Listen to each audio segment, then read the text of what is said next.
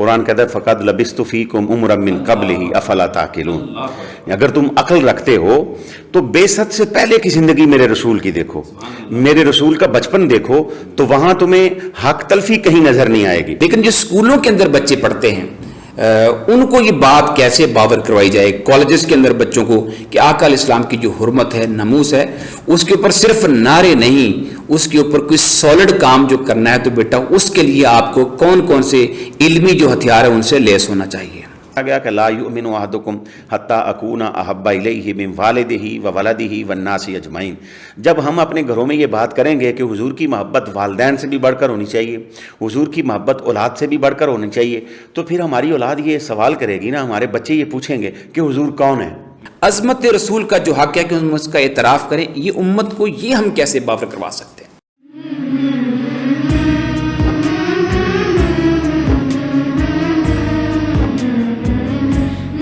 بسم اللہ الرحمن الرحیم، رب ادخلنی مدخل صدق واخرجنی مخرج صدق واجعل لی من لدنک سلطانا نصیرا، اللہم صلی علی سیدنا و مولانا محمد وبارک وسلم وصلی علیہ۔ محترم ناظرین و سامعین، آپ کا میزبان محمد اختر ضیاء آپ کی خدمت میں حاضر ہے۔ حاضرین گرامی قدر، حضور سید عالم صلی اللہ علیہ وآلہ وسلم کے اپنی امت کے ساتھ جو تعلقات ہیں، یا امتی کے حضور آقا علیہ السلام کے ساتھ جو تعلق ہیں، وہ اس بات کے متقاضی ہیں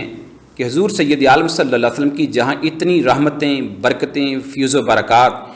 یہ امتی جو ہے 1400 سال سے سمیٹ رہا ہے، وہاں اس امتی کے ذمے بھی کچھ حقوق ہیں جو اپنے کریم آقا صلی اللہ علیہ وسلم کے متعلق ہیں، جو اس نے پورے کرنے ہیں۔ آج ہم نے اپنے اسٹوڈیو میں اسی موضوع پر اظہار خیال کرنے کے لیے اپنے معزز مہمان جن کو بلایا ہے، دعوت دی ہے، وہ ہیں حضرت علامہ سید سہیل احمد شاہ صاحب۔ آپ معروف عالم دین ہیں اور ماہر تعلیم ہیں۔ آئیے ان سے اپنی گفتگو کا سلسلہ جو ہے وہ شروع کرتے ہیں۔ السلام علیکم شاہ صاحب۔ وعلیکم السلام ورحمۃ اللہ وبرکاتہ۔ کیا حال ہیں آپ کے جناب؟ الحمدللہ خیریت۔ آپ کا بہت شکریہ کہ آپ نے ہمارا جو اتنا ایک خوبصورت اور متبرک پروگرام سیرت النبی للاطفال چل رہا ہے، اس کے لیے آپ نے وقت نکالا اور آپ ہمارے اسٹوڈیو میں تشریف لائے۔ جزاک اللہ، آپ نے یہ خوبصورت قدم اٹھایا اور یہ شہر گوجرا کے لیے اعزاز کی بات بھی ہے، اور انشاءاللہ یہ آئندہ آنے والے وقت میں دوسروں کے لیے یہ ایک دعوت بھی ہوگی کہ تعلیمی ادارے جو ہیں انہیں حضور علیہ السلام کے ساتھ اپنے بچوں کا تعلق جوڑنے کے لیے ایسے پروگرامز جو ہیں ان کا انعقاد کرنا چاہیے۔ اور دی اسمارٹ اسکول نے اس حوالے سے ہمیشہ کی طرح وہ برتری کا مظاہرہ بھی کیا ہے اور لیڈ بھی کیا ہے۔ اللہ تعالیٰ آپ کو جزا دے، اور اسمارٹ اسکول کو یہ جو پروگرامز ہیں ان میں اللہ تعالیٰ مزید برکتیں اور وسعتیں عطا فرمائے۔ آمین۔ بہت شکریہ شاہ صاحب۔ شاہ صاحب چلتے ہیں گفتگو کی طرف۔ سوال میرا آپ سے یہ ہے کہ یہ امت جو ہے یہ اپنے پیارے آقا محبوب مصطفیٰ صلی اللہ علیہ وسلم 1400 سال سے ان کے پیچھے کھڑی ہے۔ اس کے علماء بھی کھڑے ہیں، اس کے فقہا بھی کھڑے ہیں، اس کے جو مختلف کتابوں پہ لکھنے والے مصنفین ہیں وہ بھی کھڑے ہیں، مجاہدین بھی کھڑے ہیں، سارے ہی میرے کریم آقا صلی اللہ علیہ وسلم کے نقوش کے ان قدموں کو تلاش کرتے ہوئے حضور کے پیچھے کھڑے ہیں۔ آقا علیہ السلام کے جہاں اتنی فیض و برکات اس امت کے اوپر برس رہے ہیں، اور وہ 1400 سال سے برس رہے ہیں، کہیں وہ فیوزات علمیہ ہیں، کہیں وہ فیوزات روحانیہ ہیں، کہیں وہ سماج کے فیوزات و برکات ہیں، کہیں وہ فیملی کی پلاننگ کی فیض و برکات ہیں، یعنی کہیں وہ تعلیم کا میدان ہے، اس میں فیض و برکات ہیں، یعنی کوئی شعبہ لے لیں۔ لیکن امت جو ہے بحیثیت امتی جہاں اتنے احسانات وہاں سے وصول ہو رہے ہیں،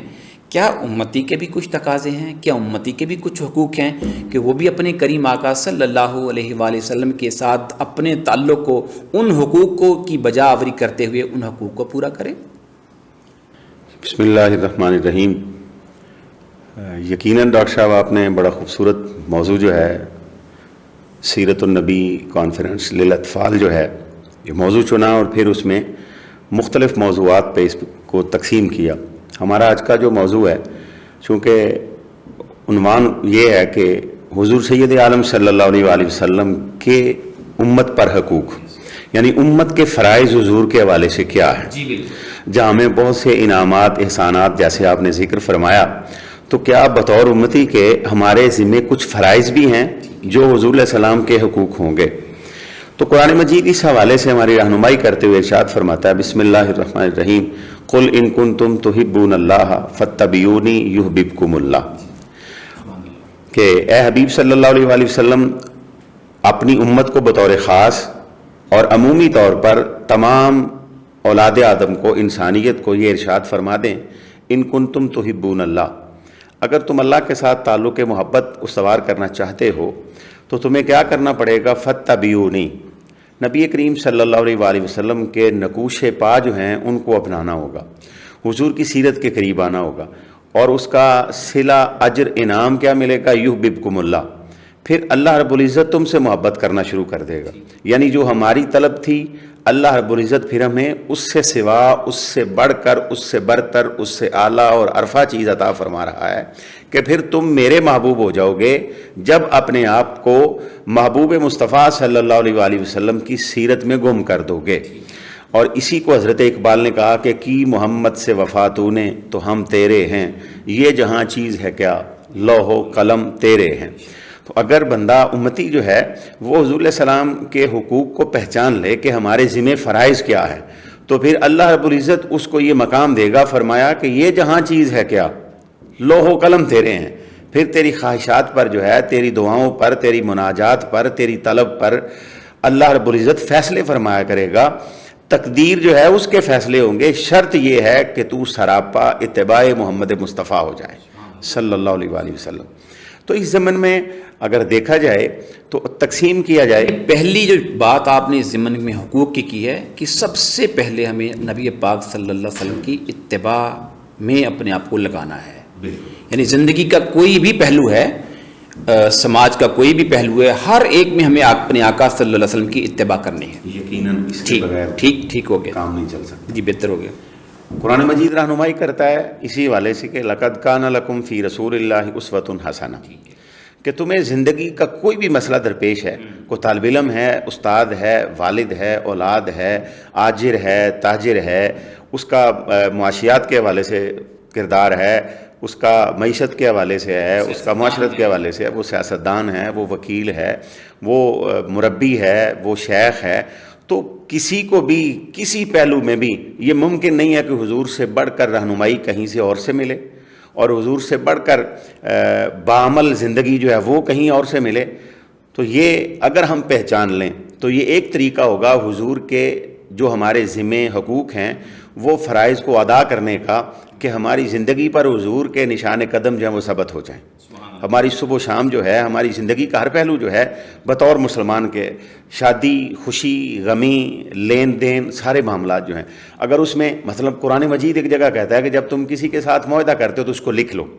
اب اگر حضور علیہ السلام کی سنت کو اپناتے ہوئے ہم یہ عمل کریں گے تو اس سے کیا ہوگا؟ کل کو ہمارا جھگڑا نہیں ہوگا، ہمیں عدالتوں میں نہیں جانا پڑے گا، ہمیں پنچایت نہیں لگانی پڑے گی، اختلافات نہیں ہوں گے۔ تو ایسے ہی کوئی بھی زندگی کا جو پہلو ہے، اگر حضور علیہ السلام کی زندگی کو ہم اپنائیں گے تو گارنٹی اللہ رب العزت دے رہا ہے کہ تمہارے لیے بہترین زندگی ہے یہ کہ تم حضور کے نقوش پا پہ آ جاؤ، نبی رحمت صلی اللہ علیہ وآلہ وسلم کی زندگی کو اپنا لو۔ تو یہ سب سے پہلا حق ہے، اگر ہمیں اس کا شعور نصیب ہو جائے، جو ہمارا فرض ہے کہ ہم حضور کا سب سے پہلا حق جو ہے وہ یہ ہے ایمان لانے کے بعد کہ ہم حضور کی زندگی کو اپنانے والے بن جائیں۔ یعنی پہلا جو ہمارا حق ہے اب نبی پاک کا ہمارے اوپر صلی اللہ علیہ وسلم کہ ہم حضور کے اوپر ایمان لے کے آئیں۔ یعنی ایمان کا پھر تقاضا ہے کہ محبت کی جائے اور محبت کے بعد حضور کی اتباع کی جائے، ٹھیک ہے۔ یعنی ایمان کے ساتھ دو چیزیں جڑی ہوئی ہیں، یہ محبت رسول صلی اللہ علیہ وسلم اور اتباع رسول صلی اللہ علیہ وسلم۔ شاہ صاحب میں تھوڑا سا گفتگو کو اس حوالے سے، یعنی یہ جو چیز یہاں تک کہ 2 سے 3 پوائنٹ ہم نے کلیئر کر لیے، حضور صلی اللہ علیہ وسلم کی ان دونوں چیزوں سے پہلے اگر ہم دیکھیے کسی کی عظمت کا جتنا کسی کو اعتراف ہوتا ہے، اگر وہ اعتراف اس کے رگ و پے میں رچ بس جائے تو پھر اس سے محبت کا بھی مزہ آتا ہے، پھر اس کی جو ہے وہ اتباع کا بھی مزہ آتا ہے۔ میرا سوال آپ سے یہ ہے کہ یہ امت جو ہے اس وقت آقا علیہ الصلوۃ والسلام کی وہ جو عظمت کا مقام ہے، جس کو کہ آج سائنس کی دنیا یا مغربی دنیا وہ اس کا اعتراف کر رہی ہے کہ یہ رسول جو ہے یہ کوئی عام چیز نہیں ہے، جو تحقیق کرتے کرتے کئی ایسے ہیں جو لوگ مسلمان، جیسے مارما ڈیوپکتال تھے، محمد مارما ڈیوپکتال ہو گئے، عیسائی تھے، قرآن پاک کا ترجمہ بھی کر دیا انہوں نے۔ ایسے ہی اور بہت سارے سائنٹسٹ ہیں جو یعنی تحقیق کرتے کرتے وہ اس مقام پہ پہنچ گئے کہ حضور کی عظمت کا اعتراف کر لیا انہوں نے کہ نہیں بھائی ان کی بات. لیکن آج کا جو مسلمان ہے اگر ہم حق کی بات کرتے ہیں تو حضور کا حق کے امت کے اوپر پہلا یہ بنتا ہے کہ حضور کی عظمت کا اعتراف کریں کہ جیسے میرے رسول ہیں, جو عظمتیں میرے رسول سے میرے رب نے جوڑ دی ہیں نا, وہ تو کہیں اور ہے ہی نہیں, تو میں کس کی تلاش میں سرگردہ ہوں. عظمت رسول کا جو حق ہے کہ ہم اس کا اعتراف کریں, یہ امت کو یہ ہم کیسے باور کروا سکتے ہیں؟ جی آپ نے خوبصورت بات کی, اور اللہ رب العزت نبی پاک صلی اللہ علیہ وآلہ وسلم کے حوالے سے یہ ارشاد فرما رہا ہے کہ کوئی بھی انسان جو ہے,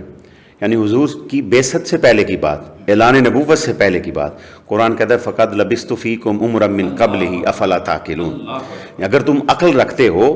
تو بعثت سے پہلے کی زندگی میرے رسول کی دیکھو, میرے رسول کا بچپن دیکھو, تو وہاں تمہیں حق تلفی کہیں نظر نہیں آئے گی. اب سیرت کی کتابوں میں یہ چیز موجود ہے کہ جب حضور علیہ السلام بی بی حلیمہ سعدیہ رضی اللہ تعالیٰ عنہ کے پاس پہنچے ہیں تو حضور علیہ السلام نے وہاں اپنے رضائی بھائی جو تھے وہاں پر ہی ان کے حق کا خیال رکھا, اور آپ نے اپنے بھائی کے لیے اپنی اماں کے پاس جانے کا ایک راستہ جو ہے وہ چھوڑ دیا. تو بچپن سے لے کر پھر حضور علیہ السلام کی زندگی جیسے جیسے آگے بڑھتی ہے, اب ماں حلیمہ کے گھر میں ہیں تو حضور کو اس وقت یہ سوچ مل گئی کہ صرف گھر میں نہیں بیٹھا رہنا چاہیے بلکہ زندگی کی تگودو کے لیے جو ہے وہ کوشش کرنی چاہیے. اماں سے کہتے ہیں اماں آج میرا بھی دل کرتا ہے میں بکریاں چرانے کے لیے جاؤں. تو حضور نے ہمیں بتایا کہ زندگی کا کوئی پہلو, کوئی گوشہ جو ہے وہاں یہ ممکن ہی نہیں ہے کہ حضور کے بغیر آپ کو روشنی کا چراغ نظر آ جائے. حضور کو چھوڑیں گے تو اندھیرا ہوگا, جس کو قرآن کہتا ہے وَإِن كَانُوا مِن قَبْلُ لَفِي ضَلَالٍ مُبِينٍ. حضور کی آمد سے پہلے گمراہی تھی, اندھیرا تھا, ظلمت تھی, سیاہی تھی, فکر کے محاذ پر, سوچ کے محاذ پر, عمل کے محاذ پر, دین کے محاذ پر لوگوں کے پاس کوئی چیز تھی ہی نہیں. لیکن رسول کریم صلی اللہ علیہ وآلہ وسلم آئے تو حضور نے ہر طرف روشنیاں کر دیں, اجالے تقسیم کر دیے. تو اگر سب سے بڑا مسئلہ آج کے دور میں جو آپ نے سوال اٹھایا وہ یہ ہے کہ ہم نے قرآن و سنت سے اپنا رابطہ ختم کر دیا, ہم روایات میں کھو گئے, ہم واقعات میں کھو گئے, ہم حکایات میں کھو گئے. اگر ہم نے حضور کی علو مرتبت کو دیکھنا ہے, حضور کے درجات کو دیکھنا ہے, اگر حضور کی محبت سے اپنے سینوں کو جگمگانا ہے, اگر حضور کے عشق سے اپنے سینوں کو منور کرنا ہے, قوت عشق سے ہر پست کو بالا کر دے, دہر میں اس میں محمد سے اجالا کر دے, تو حضرت اقبال کی یہ جو تعلیمات ہیں ہمیں اس طرف آنا ہوگا کہ ہمیں پہلے نمبر پہ تو یہ ہے کہ حضور کا تعارف نصیب ہو کہ حضور کا مقام و مرتبہ کیا ہے. جب یہ ہمیں پتہ چلے گا اس کے بعد حضور کے ساتھ ہمارا حبی تعلق قائم ہوگا, قلبی تعلق قائم ہوگا, فکری تعلق قائم ہوگا, سوچ کا تعلق قائم ہوگا. پھر ہم یہ چاہیں گے کہ سوچ کے محاذ پر حضور سے بڑی شخصیت ہے ہی کوئی نہیں, عقل کے محاذ پر حضور سے بڑی شخصیت کوئی نہیں, علم و عرفان کے محاذ پر حضور سے بڑی شخصیت کوئی نہیں. تو پھر حضور کی شخصیت جو ہے وہ ہمارے دل میں گھر کر جائے گی. شرط یہ ہوگی کہ ہم پہلے اس طرف آئیں, اور حضور کے تعارف کے لیے قرآن سے بڑھ کر کوئی چیز نہیں ہے. ہمیں اس سرچشمہ علم و حکمت پر آنا ہوگا. جب ہم اس پر آئیں گے تو یہ ہمیں شعور دے گا کہ حضور سید عالم صلی اللہ علیہ وآلہ وسلم کا بچپن کیسا ہے, حضور سید عالم صلی اللہ علیہ وسلم کی جوانی کیسی ہے. اب جوانی میں جا کر جذبات چونکہ عروج پر ہوتے ہیں, نئی امنگیں پھوٹ رہی ہوتی ہیں, جوانوں میں عجیب جذبات ہوتے ہیں, لڑائی جھگڑا اور جوش ولولہ. لیکن آپ اگر دیکھیں تو حلف الفضول کو سامنے رکھیں, جب تلواریں نکل آئی تھیں مرنے مارنے کا مرحلہ تھا, لیکن حضور نے اس جگہ پر بھی, اس موقع پر بھی جو ہے وہ ہمارے لیے بہترین ہدایت کا نمونہ قائم کیا اور فرمایا چادر بچھاؤ, سارے سردار آ جاؤ. مختصراً جو ہے کہ صبح کون آئے گا, پھر چادر بچھائی گئی, سب کو موقع دیا گیا, حجر اسود پہ رکھا گیا اور حضور نے اس کی تنصیب فرمائی. اور جو آپ کے بعد میں جانی دشمن بنے انہوں نے بھی کہا کہ اس موقع پر اگر عرب معاشرے کو قتل و غارت گری سے بچایا تو وہ اسوہ محمد مصطفیٰ صلی اللہ علیہ وآلہ وسلم ہے. آج بچہ جو ہے وہ ابھی سے فکر کرنا شروع کر دے کہ میرے رسول کے ساتھ میرا تعلق کیا ہے. جوان سوچے میرا حضور سے کیا تعلق ہے, ماں سوچے, بیٹی سوچے, بہن, سارے ہی سوچیں کہ بطور مثال گھر کے اندر ایک بیوی ہے, اس کے سامنے حضور کا پیکر ہونا چاہیے کہ میرے لیے رسول صلی اللہ علیہ وسلم نے فرمایا تھا کہ جس گھر میں نیک فرما بردار بیوی ہوتی ہے وہ تو گھر زمین پہ جنت ہوتا ہے. تو مجھے جنت کی مثل گھر بنانا ہے تو پھر میرے اوپر میرے رسول کا ایک حق واجب ہو گیا ہے کہ میں نے اپنے رسول کی اس تعلیم کو فالو کرنا ہے. تو میرا سوال آپ سے یہ ہے کہ والدین کو, اساتذہ کو, بچوں کے اندر یہ جو فکر ہے اس کو انڈورس کرنے کے لیے, پیدا کرنے کے لیے تعلیمی اداروں میں, مساجد میں, دینی مدارس میں, اسکولوں میں, کالجز میں, جامعات میں یہ اپنا کردار کیسے ادا کرنا چاہیے کہ بچے کو جوانی تک پہنچتے پہنچتے حضور صلی اللہ علیہ وسلم کی جو حقوق ہیں وہ باور ہو جائے؟ دیکھیں، سب سے پہلی بات ڈاکٹر صاحب پھر وہی آئے گی کہ حضور کا تعارف. سب سے پہلی بات تو یہ ہے کہ ہم حضور کا تعارف کیسے کرواتے ہیں. آپ نے خوبصورت جملہ بولا، عرفان رسول. اب عرفان رسالت کے لیے یہ ضروری ہے کہ حضور کے تذکرے ہوں، حضور کے بچپن سے لے کر اور حضور کے وصال تک ہر ایک لمحہ جو ہے وہ ہمارے لیے عمل کا نمونہ ہے، وہ ہمارے لیے ایک روشن چراغ ہے. میں آپ کو ماضی میں لے کے جانا چاہوں گا، صلح حدیبیہ کا جو مرحلہ تھا. اب وہاں پر حضرت عروہ بن مسعود رضی اللہ تعالیٰ عنہ کی جو روایت ہے، اگر اس کو ہم دیکھیں کہ حضرات صحابہ رضوان اللہ تعالیٰ علیہم اجمعین، جن کو اللہ نے یہ فرمایا جن کے لیے کہ ایمان لانے چاہتے ہو تو ان کی طرح لے کے آؤ، فَإِنْ آمَنُوا بِمِثْلِ مَا آمَنْتُمْ بِهِ، ایمان لانا تو ان کی طرح کا، یعنی یقین ان کی طرح کا ہونا چاہیے، عرفان ان کی طرح کا حاصل ہونا چاہیے. تو وہ کیسے حاصل ہوگا؟ اس کے لیے فرمایا گیا کہ عروہ بن مسعود کہتے ہیں کہ میں نے دیکھا، میں نجاشی کے دربار میں گیا، میں ہرقل کے دربار میں گیا، میں بڑے بڑے بادشاہوں کے درباروں میں گیا، میں نے بڑی جگہیں دیکھی، لیکن میں نے کہیں بھی یہ منظر نہیں دیکھا کہ جب حضور علیہ السلام گفتگو فرماتے تو ارشادات عالیہ شروع ہوتے تو صحابہ کی کیفیت یہ ہو جاتی جیسے بے دم ہیں، جیسے ان میں جان نہیں ہے، یعنی ادب.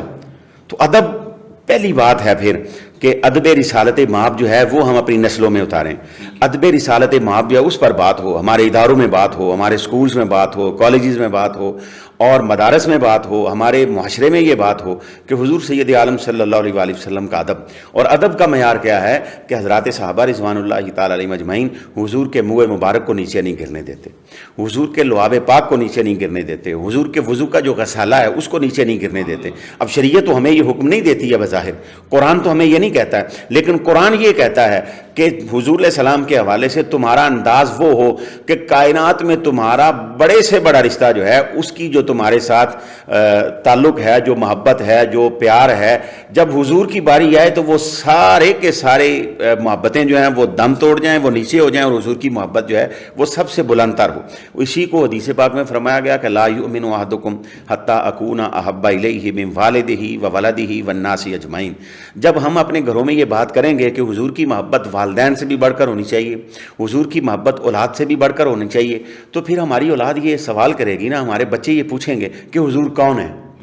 تو پھر جب ہم انہیں بتائیں گے کہ حضور وہ ہیں جنہوں نے بچوں کے یہ حقوق بیان فرمائے، حضور وہ ہیں جنہوں نے اس معاشرے کو امن کی خیرات دی، حضور وہ ہیں جنہوں نے اس معاشرے کو فوز و فلاح کی خیرات دی، تو بچوں کے ذہنوں میں ایک تصویر حضور کی جو بننی شروع ہو جائے گی. ہمارے گھروں میں آج تذکرے ختم ہو گئے، ہمارے دسترخوانوں پہ تذکرے ختم ہو گئے، ہماری صبح و شام حضور کے ذکر سے محروم ہو گئی. تو یہ وہی ہے کہ ہم حضور کے حقوق نہیں ادا کر رہے جو ہمارے ذمے تھے. ہمارے ذمے یہ تھا کہ ہم حضور کی صرف حسن کی بات نہ کریں، حضور کے اجالوں کی بات نہ کریں، حضور کی سیرت کی بات، حضور کے سراپا کی بات، حضور کے کردار کی بات جو ہے وہ بچوں کے لیول پر اس انداز سے کریں کہ بچوں کے ذہن اور دل میں یہ بات راسخ ہو جائے کہ کائنات میں اگر سب سے بڑی مثال کہیں سے مل سکتی ہے تو وہ سیرت مصطفیٰ صلی اللہ علیہ وسلم. یہ رول ماڈل شاہ صاحب جو ہے بچوں کے ذہن میں جو آپ گفتگو کر رہے ہیں، تتمے کو اگر ہم لیتے ہیں تو بچے کا جو ذہن ہے اس کو آج ایک رول ماڈل چاہیے ہوتا ہے. بچہ ہمیشہ کوئی اسوا، کوئی نخبہ ایسا دیکھنا چاہتا ہے جس کو وہ فالو کرے. چونکہ جو تعلیم و تعلم ہے، تعلیم و تعلم میں ایک طالب علم جو ہوتا ہے وہ اپنے استاد کو بھی آئیڈیلائز کرتا ہے، اس کے پڑھانے کے انداز کو بھی آئیڈیلائز کرتا ہے، اس کے پہنے ہوئے کپڑوں جو ہیں ان کو بھی وہ آئیڈیلائز کرتا ہے، اس کی پہنی ہوئی جو ٹوپی ہے، جو پگڑی ہے، وہ اس کو بھی آئیڈیلائز کرتا ہے. تو بچے کو سب سے پہلے حضور سید عالم صلی اللہ علیہ وسلم کو ہمیں اسی عمر میں آئیڈیلائز کروانا چاہیے، اس لیے کہ اس کو بتانا چاہیے کہ حضور کے علاوہ پرفیکٹ ماڈل جو ہے وہ دنیا میں اور کہیں بھی نہیں ہے. نہ کسی مذہب والے کے پاس ہے، نہ کسی دکان پہ ہے، نہ کوئی بڑے بڑے جو آج جیوگرافی کے ایکسپرٹس ہیں، نہ جو سماجیات کے ماہرین ہیں، نہ کوئی جو سائنٹسٹ ہیں، نہ ان کے پاس کوئی ایسا ماڈل ہے جس کو فالو کر کے آپ سکسیس سٹوری بناتے چلے جائیں. یعنی بچپن میں سکسیس سٹوری ہے، جوانی کے اوپر قدم رکھتے ہیں، وہاں ان کے نقوش قدم کو پایا جائے تو وہاں بھی جو ہے وہ ہمیں سکسیس سٹوری ملتی ہے. اگلی عمر میں اگر ہم چلے جاتے ہیں تو وہاں بھی، گھر میں بھی، یعنی ہر جگہ ہمیں ایک سکسیس سٹوری بنانے کا موقع ملتا ہے. کس شکل میں کہ ہم اگر اپنے کریم آقا کو پیٹرن کے طور پر، ٹھیک ہے، ماڈل کے طور پر اپنے سامنے رکھ لیں. خیر جی، گفتگو ہماری بڑے ہی اچھے اور بڑے ہی خوبصورت انداز میں آگے چل رہی ہے. آج کا جو دور ہے یہ فتنوں کا دور اس کو کہا جاتا ہے. جہاں ہم اپنے رسول صلی اللہ علیہ وسلم کا تعارف کروانے جا رہے ہیں، ہم اتباع رسول اور محبت رسول کی باتیں اپنے بچے کو سنانے جا رہے ہیں، ایک رول ماڈل جو ہے وہ اپنے بچے کے سامنے رکھنے جا رہے ہیں، وہاں ہمیں ایک چیز اور بھی شاہ صاحب ذہن میں رکھنی چاہیے کہ آج اسلام کو کئی حوالوں سے جو ہے وہ اس کو آپ سمجھ لیں کہ نقصان پہنچایا جا رہا ہے۔ نقصان پہنچانے میں جو پیش ایک تہذیب ہے وہ مغربی تہذیب ہے، اس نے ہمارے اندر سے کچھ ایسے گماشتے میں کہوں گا لفظ بولوں گا وہ پیدا کر دیے کہ جنہوں نے اسلام کے اوپر ہی حملہ کر دیا، اور خاص طور پر میری مراد ہے ختم نبوت پہ حملہ ہو چکا۔ وہ 1.5 صدی قبل حملہ ہوا ختم نبوت کے حوالے سے امت کے اوپر، آج کے نوجوان کے اوپر کیا حقوق عائد ہوتے ہیں میرے کریم آقا صلی اللہ علیہ وآلہ وسلم کے کہ وہ ان کو ادا کرے، اور یہ میرے حضور کا وہ بنیادی حق ہے۔ اگر وہ پیٹرن بھی سامنے رکھے سارا کچھ کرتا رہے، لیکن یہ اگر حق جو ہے حق مصطفیٰ جو ہے، جو میں سمجھتا ہوں یہ اولین حق میں سے حقوق میں سے ہے، اور اگر اس پہ وہ آج کا نوجوان کام نہیں کرتا ہے تو پھر وہ اپنے ایمان کی بھی خبر لے۔ اگر وہ حضور کے ختم نبوت کے اوپر جائے اس کو جانتا نہیں ہے کہ کتنا نازک اس وقت یہ مرحلہ ہے جس میں اس وقت ہم داخل ہیں، تو میں کہتا ہوں اندرونی اور بیرونی ہر محاذ سے ختم نبوت جو ہے اس کے اوپر حملے ہو رہے ہیں، اور ختم نبوت کا دفاع کرنا ایک نوجوان، ایک بچے کے لیے، ایک والد والدہ کے لیے اس وقت ایمان کے ساتھ ساتھ رہتے ہوئے کتنی اہمیت ہے حضور کے اس حق کا دفاع کرنے کے لیے۔ یقیناً حضور کے حقوق میں سے یہ حق اعظم آپ اس کو کہہ سکتے ہیں، سبحان اللہ، ختم نبوت کے حوالے۔ بے شک بے شک۔ اب ختم نبوت جو ہے وہ صرف تقریروں سے اس محاذ پہ کام نہیں ہو سکتی کہ خطابات کر دیے جائیں یا صرف کتابیں لکھ دی جائیں، نہیں۔ یہاں پھر میں معذرت کے ساتھ یہ کہوں گا کہ جس کو ہم نے چھوڑا ہوا ہے ہمیں پھر قرآن کی طرف آنا ہوگا۔ اب سورہ بقرہ کا آپ مطالعہ کرتے ہیں تو یؤمنون بما انزل الیک وما انزل من قبلک، اگر گنجائش ہوتی تو من بعدک بھی آ جاتا۔ اب یہ ختم نبوت پہ کتنی بڑی دلیل ہے۔ ہم اپنے بچوں کو 6-7 سال کا بچہ جو ہے جب ہم اس کو پاس بٹھا کے تعلیم دیں گے، اس کو ترجمہ پڑھائیں گے تو اس کو یہ بات سمجھا دیں گے ہم کہ بیٹا یؤمنون بما انزل الیک، اسلام جو ہے یہ حضور سے پہلے کے انبیاء علیہم السلام، رسولان کرام کے حقوق کا بھی تحفظ کرتا ہے کہ جو کچھ حضور سے پہلے نازل ہوا، اب جو کچھ پہلے نازل ہوا وہ انبیاء پر ہی ہوا، تو لا محالہ یہ ہوگا کہ ان انبیاء کی تعظیم بھی دلوں میں ہو۔ اور پھر حضور کے حوالے سے سید عالم صلی اللہ علیہ وسلم کی بات کی تو پھر حضور کے حوالے سے بھی یہ فرمایا یؤمنون بما انزل الیک وما انزل من قبلک، جو حضور پہ نازل ہوا، جو حضور سے پہلے نازل ہوا۔ تو ختم نبوت آپ یہ سمجھیں کہ ہمارا جو قرآن مجید کی اس وقت کتابی صورت میں پہلی صورت کا پہلا رکوع جو ہے اس میں ختم نبوت یہ شروع ہو گئی کہ پہلا حق یہ بیان ہو گیا کہ یؤمنون بما انزل الیک وما انزل من قبلک، ایمان لانا، یعنی ایمان میں اگر کمی ہوگی تو عمل کبھی بھی اس کو پورا نہیں کر سکتا۔ ایمان کی کمی اللہ کے ہاں گوارا اور برداشت نہیں ہے۔ اگر یہ چیز ہو جائے گی تو پھر ہمارے بچوں کو ہم یہ کہہ سکتے ہیں کہ انشاءاللہ ان کے ایمان کو کوئی نہیں چھین سکتا۔ ان کا حضور کے ساتھ ایک نہ مٹنے والا انمٹ تعلق جو ہے، اٹوٹ انگ جو ہے، وہ ایک تعلق جو ہے حضور کا نصیب ہو جائے گا، جس کو بڑے سے بڑا فتنہ بھی جو اٹھے گا یا فتنہ گر اٹھے گا وہ نہیں چھین سکتا، جب اس کو پہلی خوراک یہ ملے گی، جب یہ چیز ہو جائے گی کہ کیا قرآن کے ساتھ ہمارا یہ تعلق ہے۔ اگر یہ ہوگا تو پھر ہمارے لیے کامیابیاں ہیں، کامرانیاں ہیں۔ ہم یقیناً حضور کا یہ حق اعظم جو ہے اس کو ادا کرنے کی کچھ نہ کچھ پوزیشن میں ہوں گے۔ اگر یہ نہیں ہوگا تو پھر اس کا کیا ہے، جب ہم قرآنی تعلیمات سے دور ہوں گے تو جو پیغام الہیہ ہے جب ہم اس سے محروم ہو گئے تو اقبال نے تو ہمیں کہہ دیا ہے کہ حضور کے ساتھ وفاداری جو ہے وہ سب سے پہلی شرط ہے۔ اگر یہ نہیں ہے تو پھر کچھ نہیں، یہ وفاداری جو ہے یہ نصیب ہو گئی تو پھر تو تیری دعاؤں پر، تیری مناجات پر، تیری طلب پر فیصلے ہوا کریں گے۔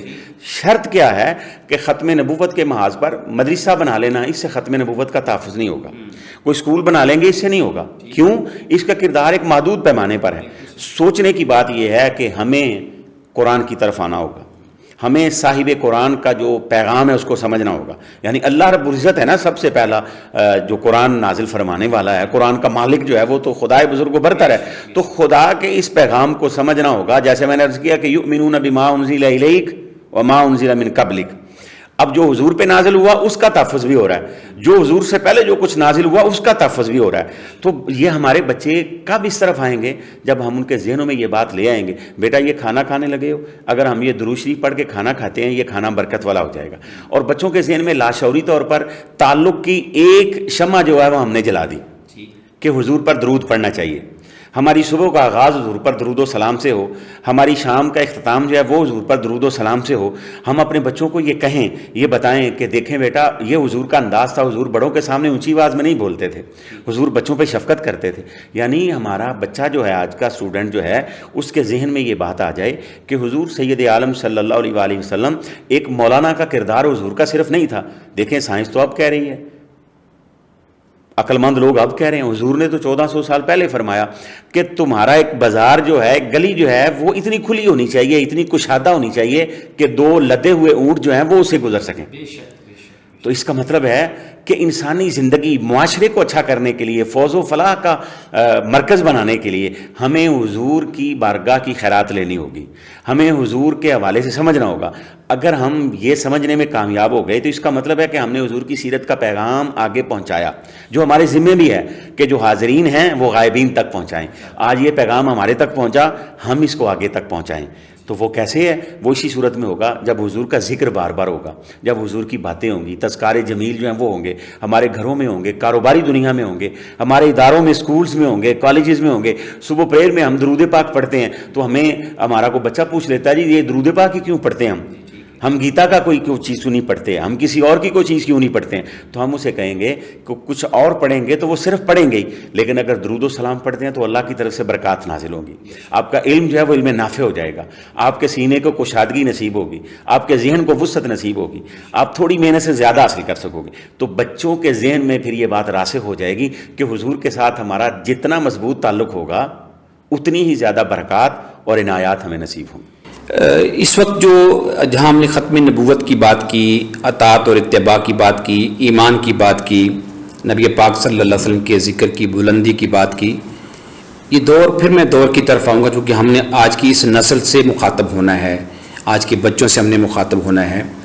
آج ایک اور جو حملہ رسول پاک صلی اللہ علیہ وسلم کی ذات پہ ہو رہا ہے وہ ہے حرمت رسول صلی اللہ علیہ وآلہ وسلم کا تحفظ اور دفاع کرنا. یعنی حضور صلی اللہ علیہ وسلم کے بارے میں طرح طرح کی، جہاں مغرب کے اندر پروپیگنڈا چل رہا ہے، جہاں سیٹنک ورسز لکھی جاتی ہیں، جہاں کہیں اسکیچ بنائے جاتے ہیں، جہاں کہیں آقا علیہ السلام کے خلاف گفتگو ہوتی ہے، اور اس کا جواب جو ہے وہ بھی ہمارے علماء اور اسکالرز دے رہے ہیں الحمدللہ تعالیٰ، وہ بڑے اعلیٰ لیول پہ کام ہو رہا ہے. تو میرا سوال یہ ہے، یہ نازک ترین موضوع ہے حرمت رسول صلی اللہ علیہ وسلم، اور بڑا ہی امپورٹنٹ ہے، اور امتی کے اوپر یہ لازم ہے، فرض ہے کہ وہ حضور سید عالم صلی اللہ علیہ وسلم کی ذات بابرکات کا اس حوالے سے بھی دفاع کرے. تو میں آپ سے یہ کہنا چاہوں گا، چونکہ ہمارا اس وقت موضوع علماء نہیں ہیں، ہم اس طرف نہیں جا رہے، میں کہتا ہوں کہ یہ حرمت رسول صلی اللہ علیہ وسلم کی جو پاسبانی ہے، یہ نہ تو کسی ایک گروہ کی کا اس پہ دعویٰ ہو سکتا ہے، نہ کسی مسلک کا اس پہ دعویٰ ہو سکتا ہے، نہ ہی کوئی صاحب یہ کہہ سکتا ہے جی چونکہ میرا یہ اس طرح میرا کنٹریبیوشن یہ ہے تو لہٰذا میرے پاس یہ دعویٰ اور ٹائٹل میرے پاس ہے. کہ نہیں، وہ کسی بھی مسلک کا ہو، وہ کسی بھی امت کے اندر اس کی اسکول آف تھاٹ کوئی بھی ہو، جس نے حضور کا کلمہ پڑھا ہے اس کے اوپر یہ فرض ہو چکا ہے کہ وہ حضور کی عصمت جو ہے، اس کی نموز جو ہے، اس کی حفاظت کرے. اس حوالے سے ابھی سے ہی والدین کے لیے آپ کیا کہیں گے، اساتذہ کے لیے کیا کہیں گے کہ وہ پھر تعلیمی اداروں میں، سکولوں میں، کالجز میں ابھی سے وہ اس سے آگاہ ہوں، تاکہ وہ زندگی میں ان پیٹرنز کے اوپر جا کر مستشرقین کا مطالعہ کریں، جس انداز سے وہ تیر برساتے ہیں میرے رسول پہ یا اسلام پہ یا قرآن پہ، کیسے مطالعہ کروایا جائے، جبکہ ہم اس وقت ایک سیکولر سے نظام تعلیم کے ساتھ وابستہ ہیں. ہاں مدارس والے طلباء جو ہیں یا طالبات جو ہیں وہ تو کسی نہ کسی حوالے سے ان طالبات سے آگے ہوتے ہیں، وہ پڑھ لیتے ہیں، لیکن جو اسکولوں کے اندر بچے پڑھتے ہیں ان کو یہ بات کیسے باور کروائی جائے، کالجز کے اندر بچوں کو، کہ آقا علیہ السلام کی جو حرمت ہے، ناموس ہے، اس کے اوپر صرف نعرے نہیں، اس کے اوپر کوئی سالڈ کام جو کرنا ہے، تو بیٹا اس کے لیے آپ کو کون کون سے علمی جو ہتھیار ہیں ان سے لیس ہونا چاہیے. جی بڑی خوبصورت آپ نے یہ بات کی، اور یہ سوال جو ہے یہ بڑا بہت ہی زیادہ اہمیت کا حامل ہے. اب اس میں دیکھیں گورنمنٹ نے سابقہ گورنمنٹ جو تھی اس کا ایک بڑا اہم کام جو ہے کہ جو تعلیمی اداروں میں انہوں نے ترجمہ قرآن جو ہے اس کو لازمی قرار دیا. یہ اس حوالے سے میں سمجھتا ہوں بہت بڑا ایک قدم تھا. اگر ہم ترجمہ قرآن مجید کا جو ہے وہ پڑھنے والے ہوں گے تو ہمیں سمجھ آئے گی، تفسیر کو تھوڑا پڑھنے والے ہوں گے تو ہمیں سمجھ آئے گی کہ حضور سید عالم صلی اللہ علیہ وآلہ وسلم کا ایک وہ تذکرہ ہے جو ہم صرف جمعے کے دن سنتے ہیں، اور ایک وہ تذکرہ ہے جو میں روز پڑھتا ہوں. ہم اپنے گھروں میں والدین کی یہ ذمہ داری ہے کہ جو اسکیجول بنتا ہے اس میں ایک چیز یہ بھی ہو کہ بچے آپ نے سوشل اسٹڈی کا جو ہے وہ مطالعہ کر لیا، آپ نے سائنس کا مطالعہ کر لیا، آپ نے میتھ کر لیا، آپ نے اردو کر لیا، آپ نے انگلش کر لی، تو کیا سیرت پہ بھی آپ نے ٹائم دیا؟ کیا حضور کی سیرت کو پڑھا بیٹے؟ آج آپ نے کون کون سے واقعات پڑھے ہیں؟ مطلب اگر دو بچے ہیں کسی کے، وہ مقابلہ کروا سکتا ہے کہ جی آج حضور کے حوالے سے جو بچہ 2 واقعات سنائے گا آج اس کی مرضی کا کھانا پکے گا، آج مارکیٹ سے اس کی مرضی کی کوئی چیز آئے گی. اسکولز میں بھی ایسے ہو سکتا ہے کہ ہم ایسے مقابلہ جات کروائیں کہ ہماری ایکٹیویٹیز جو ہیں ان کو موڑ دیں اس طرف کو کہ ہم جناب حضور کے حوالے سے کون سا بچہ ہے جو زیادہ پوائنٹ نوٹ کرتا ہے، ہم اس کو انعام دیں، اس کو بتائیں، اور باقی بچے جو ان کو بتائیں کہ دیکھیں یہ کتنا اچھا بچہ ہے، اس نے حضور کی زندگی کے 10 پوائنٹ جو ہیں وہ نوٹ کیے ہیں، ایک نے 12 کیے ہیں، ایک نے 15 کیے ہیں. تو یہ وہ چیزیں ایسی ہیں جو چھوٹے بچوں کی سطح پر جو ہے وہ ہو سکتی ہیں. پھر ایسا ہے کہ والدین کو بچے دیکھتے ہیں تو اگر یہ چیز کریں، اب فطرتاً بچہ والدہ کے زیادہ قریب ہوتا ہے کیونکہ والدہ کے پاس زیادہ وقت گزارتا ہے. جب ہم اس بچے کے سامنے یہ چیز رکھیں گے نا، وہ چاہتا ہے کہ میرا والد بھی میری والدہ کے بہت زیادہ کیئر کرے، بڑا خیال کرے، میری والدہ کے امن و سکون کے حوالے سے، ضروریات کے حوالے سے والد والدہ کے ساتھ اونچا نہ بولے، مار پٹائی نہ کرے، گالی گلوچ نہ کرے، اچھا انداز اختیار کرے. یہ لاشعوری طور پہ بچوں کے ذہن میں ہوتا ہے. تو جب ہم ان کے سامنے یہ بات رکھیں گے نا کہ بیٹا دیکھیں ہمارے نبی معظم صلی اللہ علیہ وآلہ وسلم جو ان کی سیرت کا یہ پہلو تھا کہ ایک دن حضور لیٹے ہوئے ہیں اور حضور اپنے کمرے سے باہر نکلے تو حضور نے جوتا نہیں پہنا. آپ باہر نکلے، جب آپ اپنی حاجت پوری کر کے مثلا پانی پینے کے لیے حضور باہر نکلے یا کسی کام کے لیے نکلے، جب واپس اپنے کمرے میں آئے، اپنے گھر میں داخل ہوئے تو سامنے ام المومنین بی بی عائشہ صدیقہ رضی اللہ تعالیٰ عنہ جو وہ بیٹھی ہوئی ہیں. تو انہوں نے جب دیکھا تو عرض کیا کہ حضور آپ نے نالین بھی نہیں پہنے ہیں. تو سرکار فرماتے ہیں عائشہ اس لیے کہ کہیں جوتوں کی آواز سے تمہاری آنکھ نہ کھل جائے. اب یہ ہے کہ اگر حضور کی سیرت کے ساتھ ہم اپنے بچوں کو ابتدان جوڑنا شروع کر دیں گے، ان کے سامنے ایک چیز آئے گی کہ زندگی میں کامیابی کے لیے یہ بڑا ضروری ہے کہ حضور علیہ السلام کی زندگی ہمارے سامنے ہو، حضور کی سیرت ہمارے سامنے ہو. پھر بڑھتے بڑھتے یہ جو بچہ ہے جب جوانی کی دہلیز پہ قدم رکھے گا تو اس کے اندر یہ چیز راسخ ہو چکی ہوگی، حضور کی محبت جو ہے وہ اس کے رگوں پہ میں سما چکی ہوگی، اور پھر ہمیں کہنے کی ضرورت نہیں پڑے گی اس کے لیے. پھر ہمارے بچے جو ہیں وہ معاذ اور معوذ والا کردار ادا کریں گے. وہ کیا چیز تھی جس نے یہ کہہ دیا تھا ان کو؟ تو جب ہمارا بچہ سیرت کو پڑھتے پڑھتے عملی طور پہ سیرت کو دیکھتے ہوئے جوانی کی دہلیز پہ قدم رکھے گا تو وہ والا جوان ہوگا جس کے لیے اقبال نے کہا کہ جو قبیلے کی آنکھ کا تارا ہوتا ہے. وہ قبیلے کی، مسلمان قبیلے کی، اپنی برادری کی، اپنی کاسٹ کی نہیں، مسلمان قبیلے کی آنکھ کا وہ تارا ہوگا. اور جب وہ کوئی بھی ایسی بات سنے گا تو وہ برداشت نہیں کرے گا کہ جس رسول کی عزت و عظمت مجھے بچپن سے سنائی گئی ہے کہ کھانے کا ایک لقمہ جو ہے وہ ایسے لینا ہے، اپنے سامنے سے کھانا کھانا ہے، چھوٹا لقمہ لینا ہے، دوسرے کے حق کی حفاظت اور خیال کرنا ہے، دوسرے کو موقع دینا ہے. تو جب اس نے بچپن سے یہ سیکھا ہوگا، جب اسے کھانا اچھے سے کھانا نہیں آتا تب سے حضور کی سیرت کے ساتھ وہ جڑ گیا تو وہ حرمت رسول کا، عزت و ناموس رسالت کا پھر وہ محافظ بھی ہوگا، وہ مبلغ بھی ہوگا. اور قرآن کی یہ آیت مبارکہ جو ہے لِتُؤْمِنُوا بِاللَّهِ وَرَسُولِهِ وَتُعَزِّرُوهُ وَتُوَقِّرُوهُ وَتُسَبِّحُوهُ بُكْرَةً وَأَصِيلًا. پھر وہ ایسا ایمان والا ہوگا جس کی اللہ اور اس کے رسول پر ایمان کی کیفیت یہ ہوگی کہ اس کے سامنے عزت و تکریم کے سارے معیارات جو ہیں وہ حضور کے سامنے سرنگوں ہوں گے. یعنی حضور کا رتبہ جو ہے وہ بلند تر ہوگا، اور اس کی صبح و شام جو اس میں گزرے گی، جس کی زندگی میں صبح و شام حضور سے ملاقات ہو. حضور کی سیرت پہ عمل کا مطلب ڈاکٹر صاحب یہ بھی ہے کہ حضور سے ملاقات. اب جو سیرت پہ عمل کرے گا اس کا مطلب ہے کہ وہ حضور کے زمانے کی طرف جا رہا ہے، وہ حضور کے دور کی طرف بڑھ رہا ہے، اس کو حضور کے دور کی خیرات نصیب ہوں گی. تو میں سمجھتا ہوں آج کا یہ جو ہمارا موضوع ہے اور آپ کا یہ جو سٹیپ ہے، اس کو کلوز کرتے ہوئے آپ کو مبارکباد دیتے ہوئے آپ نے ایک ایسا کام کیا ہے جس سے ہمارے جوانوں کو صالحیت نصیب ہوگی، حضور کا عرفان نصیب ہوگا، اور ہمارے بچے جو ہیں کل جب وہ جوانی کی دہلیز پہ آئیں گے، جب وہ عملی کردار ادا کرنے کی پوزیشن میں آئیں گے تو انہیں کہنے کی ضرورت نہیں ہوگی. انہیں پھر کسی مبلغ کی ضرورت نہیں ہوگی، وہ خود سراپا مبلغ بن چکے ہوں گے۔ وہ حضور کی عزت و ناموس، حرمت رسالت جو ہے وہ اس کا پیکر بھی بن چکے ہوں گے، وہ اس کے خوگر بھی بن چکے ہوں گے، وہ اس کے مبلغ بھی بن چکے ہوں گے،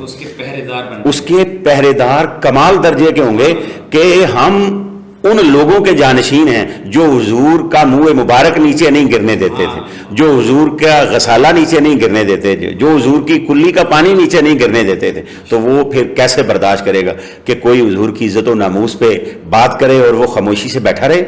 نہیں۔ تو یہ آپ کو میں مبارکباد دیتے ہوئے دعائیہ جو ہے کہ آپ کو 7 بار مبارک ہو، آپ نے یہ خوبصورت پروگرام جو ہے یہ پلان کیا اور دی اسمارٹ اسکول جو ہے وہ اس حوالے سے بازی لے گیا۔ اللہ رب العزت اسمارٹ اسکول کو، معاونین کو، سٹاف کو، اساتذہ، طلباء، سب کا آپ کے جو معاونین ہیں سب کو برکات عطا فرمائے، اور ہم سب کو جو ہے وہ حضور کی سیرت،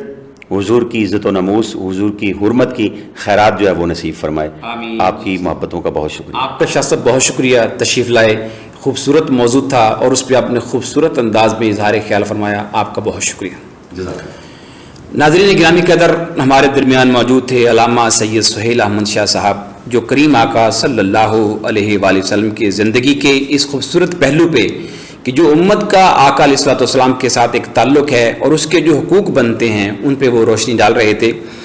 اور ان کی گفتگو کا خلاصہ یہی ہے کہ امتی جو ہے جس کے اوپر نبی پاک صلی اللہ علیہ وسلم کا سب سے بڑا احسان یہ ہے کہ اسے حضور نے بغیر اس کی کسی کاوش کے، اس کی کسی کوشش کے، اس کی سٹرگل کے، اسے حضور نے اپنی امت میں 1400 سال پہلے قبول فرمایا تھا، تو آج ہم کلمہ گو مسلمان بنے بیٹھے ہیں۔ لہذا اس کا سب سے بڑا تقاضا اور حق یہی ہے کہ ہم اپنے آقا سے وفا کریں، ہم اپنے آقا کا شعور حاصل کریں، ہم اپنے آقا صلی اللہ علیہ وسلم کے ساتھ نظریاتی اور فکری تعلق جو ہے اس کو مضبوط کریں، کریم آقا صلی اللہ علیہ وسلم کی ذات کا عرفان حاصل کریں، تاکہ اس دنیا میں رہتے ہوئے جہاں ہم نبی پاک صلی اللہ علیہ وسلم کے نقش قدم پر چلتے ہوئے ایک سکسیس سٹوری بنائیں گے، کامیابی اور فلاح ہمارا مقدر ہو جائے گی، تو قیامت کے دن آقا علیہ السلام کے سامنے پھر ہمیں شرمندگی نہیں ہوگی۔ جب سوال ہوگا تو اللہ تبارک و تعالیٰ اپنے فضل و کرم سے ہمیں کریم آقا صلی اللہ علیہ وسلم کے خادموں میں شمار فرما لے گا، اور اس کی شکل یہی ہے، پھر ہی ہم حضور سید عالم صلی اللہ علیہ وسلم کی شفاعت کے سزاوار ہو سکتے ہیں۔ آقا علیہ السلام کے سامنے جو ہے وہ کریم آقا کی شفاعت کی بھیک مانگ سکتے ہیں جب ہم نے اس دنیا میں اپنے کریم آقا صلی اللہ علیہ وسلم کی پہچان کی ہوگی۔ اللہ جل مجدہ کی بارگاہ میں دعا ہے کہ خداوند قدوس ہمیں کریم آقا صلی اللہ علیہ وسلم کے جو امت کے اوپر حق ہیں، حقوق ہیں، انہیں سمجھ کر ان کو ادا کرنے کی اللہ پاک ہمیں مساعی کرنے کی توفیق نصیب فرمائے۔ وما علینا الا البلاغ۔